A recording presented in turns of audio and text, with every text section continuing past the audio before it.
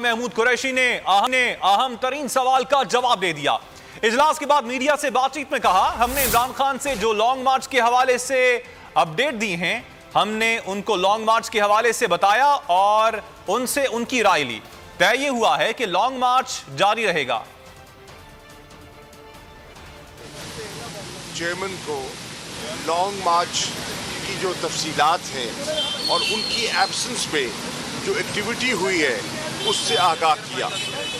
ہم نے جو گراؤنڈ سچویشن کو اسیس کیا، ہم نے چیئرمین صاحب سے شیئر کی اور ان سے انپٹ لیا، ان کے تاثرات بھی ہم نے حاصل کیے اور اپنی جو انفارمیشن تھی ان سے شیئر کی۔